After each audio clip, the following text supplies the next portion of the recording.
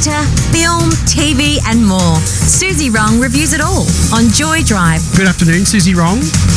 Hi, Warren. What does it really mean when someone says, take good care of yourself? Take good care of yourself. What does it mean? When people say that, I think you can tell if someone's genuine and they're like, really, look after yourself. Or you can tell if they're ticking a box and saying something polite. Don't you reckon? You're right. The reason I'm asking this is because I've watched so many episodes of this week's program called Brilliant Minds, and we're in the hospital the whole time, and I find hospitals such a terrifying place. And I'm thinking, am I taking care of myself enough so that I can avoid going anywhere near a hospital for many more years? Yeah, I suppose not the most pleasant place, but unfortunately sometimes we do have to visit them. But I suppose this is it's more touching on mental health, isn't it, this series? We're talking about Brilliant Minds, starring Zachary Quinto. Yes, Oliver Sacks was one of the world's most prominent and influential neurologists, with famous books like Awakenings and The Man Who Mistook His Wife for a Hat, making a mark beyond medical fields. Just 4 months before his death in 2015, Sacks came out as gay in his memoir at the age of 81.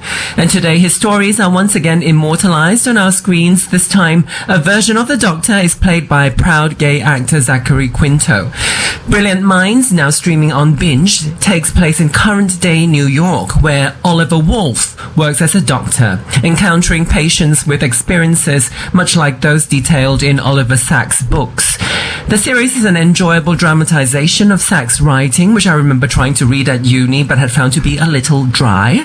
Brilliant Minds is obviously much easier to digest, but no less intriguing as a classic procedural drama, with a different case every week involving really bizarre and truly intriguing neurological anomalies. The first episode had a woman who couldn't recognize her young sons after an operation. The second story involved an athlete who lost control of her body parts. And the third saw a girl who would experience seizures when she watched The Three Stooges on TV. I find Brilliant Minds to be well written. It's intelligent enough without ever being too challenging. The way it explains visually all the different neurological dysfunctions is so interesting to watch. And as with all great hospital dramas, we learn about the regular cast of characters gradually and find ourselves attached to their individual narratives. Dr. Wolf has a family drama and a romance that develops over the weeks, and his co-workers and interns too offer colourful diversions that keep us coming back for more. I love that Brilliant Minds showcases an excellent gay actor playing a legendary gay doctor, that for once queer stories are not being capitalised and appropriated by straight people.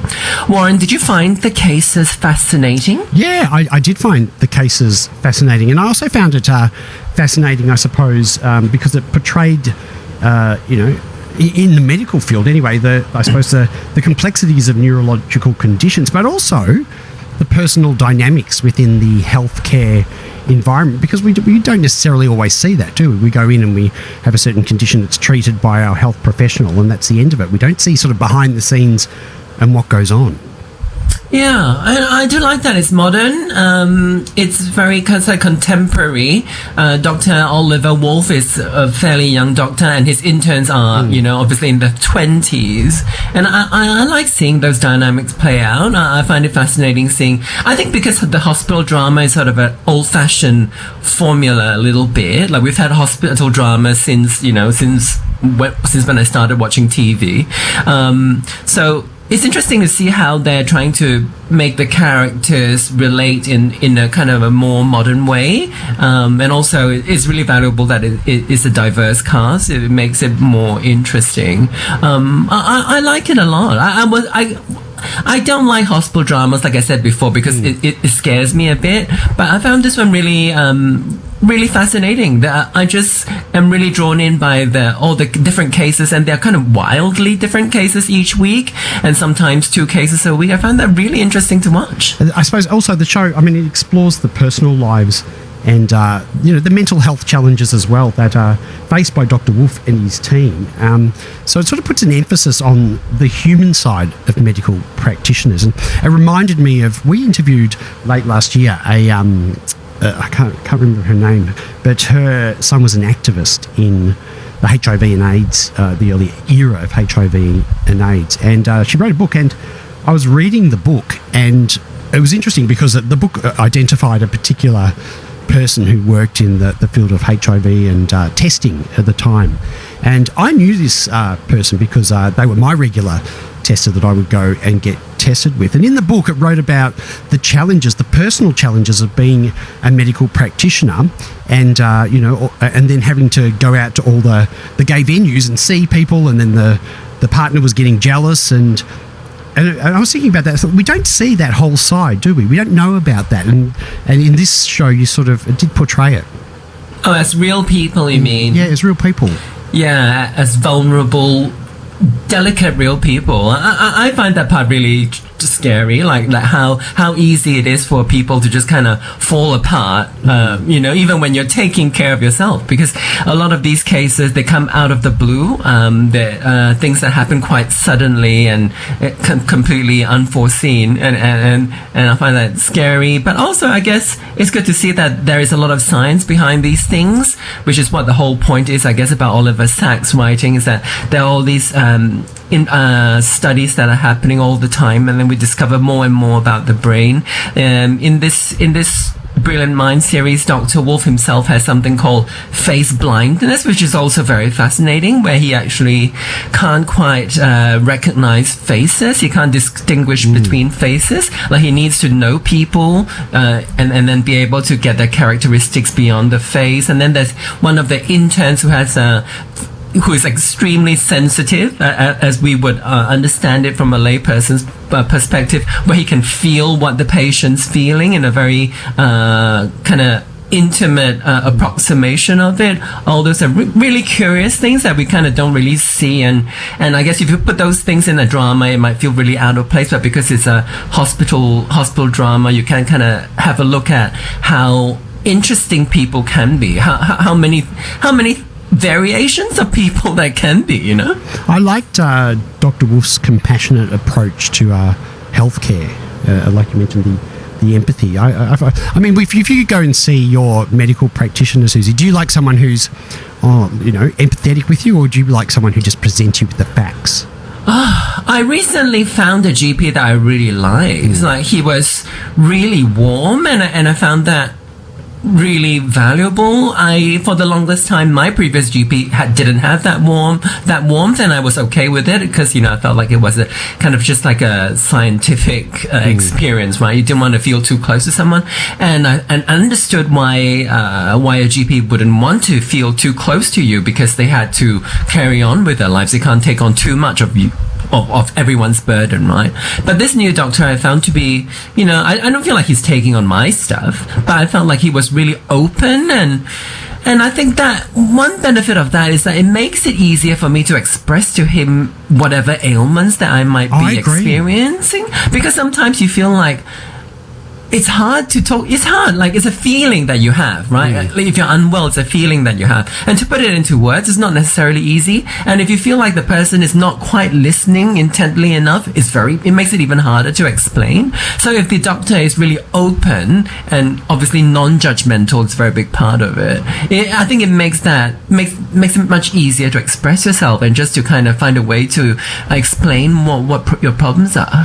I was chatting to my psychologist last week, and look, I've been seeing him for probably, I reckon it's over 20 years now, and he said something to me, and it dawned on me the importance of it. And he said, "Warren, I know you pretty well now, and probably better than anyone." And I thought about it, and I thought, he really does. He knows absolutely everything. No stone is unturned. But I love it because I can just refer back to it and say, what happened when I was a kid, or this and that, and he knows exactly. Or if if something happens and we need to talk about it, he can pinpoint exactly potentially where it is. I think it's great having this, empathetic and understanding relationship with medical practitioners. Admittedly, it's psychologists, so it is mental health, but I like the fact, I like having that close. I like them to know what's going on. I think that's pretty lucky that you have such a long-standing relationship with a psychologist. One of the stories that happens later in the series, which is Dr. Oliver Wool's colleague who does a bit of like counseling therapy sort of thing, and she had to give up a client, and I could see, because there was like a conflict of interest, and I could see how devastating it would be if you were patient and you were kind of bearing your soul to a doctor, and then to lose a doctor after a while. I can't imagine what kind of effect that could have for you, because I guess so much of I don't know what it's like for most people, but I'd imagine if I were to have a psychotherapist, a lot of the talk would be like abandoned issues that happened to me in the past. And if I had the therapist, the doctor turn around and give me a feeling of abandonment, it must be devastating. But also, I mean, brilliant minds. Also, I suppose it addresses mental health issues, doesn't it? It's normalising discussions around things like anxiety and related conditions. And I like the fact that we do that. We talk about it here on Drive quite a lot too. I love that it takes it beyond the talking therapy thing. I think there has been so much emphasis in recent decades, I remember it all started with Oprah. I feel like it all started with Oprah, where we just started talking feelings, and it almost feels sometimes like, all these problems can be solved if you talk feelings. But I think it's important to know that some of it is just chemical, some of it is just neurological, biological stuff that happens in the brains, and it's good for that to have a reminder. And in this series, Brilliant Minds, it shows the extent to which these the problems that can occur in the brains, the amount of problems that it can affect on a person's life that feels like it's psychological, but actually is something quite different. And the other thing is, Suzy, I've seen I love my psychologist, absolutely fantastic. I wish there was enough for everyone to see one. I think it's so healthy to be able to, and I feel for people who find it difficult to get in at the moment or can't find one. But I've got lots of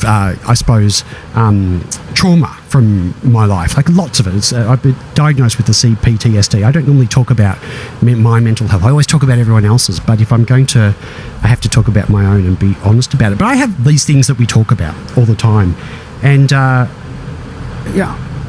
in some ways I think mental health, I reckon, for me anyway, not so much now, but I reckon it took about 60% of my brain power as a young adult, probably through to my 30s, just worrying about it or trying to solve things or what have. And that's 60% of that potential that's not being used on the task at hand or just living your life or enjoying your life. You're always managing it and trying to control it so that something doesn't catastrophize or doesn't go wrong.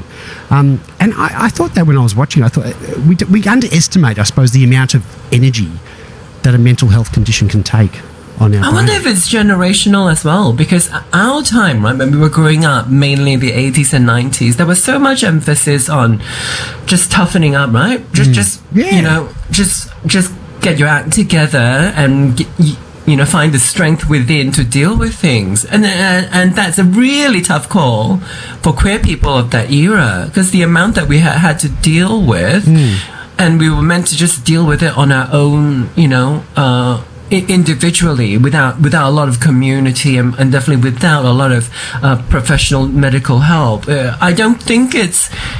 Well, it's certainly unhealthy, and in many cases, it is proven that it's like humanly impossible. And seeking help has become much more commonplace and accepted now. Like, we're talking about people going to get referrals for whatever issues that they might be facing. It's much more accepted. It used to be such a stigma, and speaking from someone from Asia, where it still is very much a stigma. Mental health. Yeah, I can see it. Like it's such a secret over in Asia when someone has to see a psychologist, and so it's good that in Australia, I feel like in Western places, one of the things that we have going for us is that seeing a psychologist is nothing to be ashamed of anymore. And I remember when I first started going, Suzy, I used to run in the front door so that no one would see me. I was so embarrassed because of the stigma that, I imagined that people would think because I wasn't coping. I needed some help. And now I'm like, everyone, go. Yeah, exactly. I think there is a lot to be said for in this new era of people older people complain about young ones being very fragile and being very sensitive, and there is some truth to that. But the good thing is that we kind of are better at looking at humans as delicate things, and I think it's important to understand that there are parts of us that are very delicate, that the kind of resilience and hardness, the strength that we value so much in people are not always a good thing. And, sometimes dealing with these on our own without professionals can have the reverse effect of making things worse. So, the medical profession is, we do it quite well in Australia, and we should be very grateful for that. And that delicateness that you're talking about is a strength. It's good to be vulnerable. It's good to be open. I love it. Bring it on. Yeah. Suzy, we're very delicate because this is our last chat for the year. We're not, there's no homework. We can watch all the Christmas stuff. What are you doing? Do you celebrate Christmas? Yeah, we have an annual kind of what's it called? A chosen family Christmas thing. Yeah, because and we do that every year. And not in your place, your new place? It's always at my place, but this year we're doing it at someone else's place because, like I said last time, I bought a place, but my best friend also bought a place. That's and he's a much better cook, and he's got a much better kitchen, so we're going to his place for a change. So there's a bit of a change, but it's still going to be the same group of people, and talking and complaining and bitching from breakfast to dinner. Fantastic. Suzy, thank you again. Another year we've done. Another year? Together. I think this is our 4th year. Thank you so much for contributing to Drive. I know it's a lot of work for you, but you do it. You show up every week, and the Joy Drive family and I, we all love you, and we thank you so much for putting in that time, Suzy. Thank you. It's such a pleasure, a privilege, and I look forward to another year of this wonderful Tuesday chats that I have with you. And what's the song that we are going out on? You chose it. It's Liza Minnelli, Losing My Mind. Do you like it? I love it. I love it. Turn it up, Suzy. Have a great Christmas and New Year, and we'll talk to you in January. Merry Christmas. Happy New Year to everyone. Joy Drive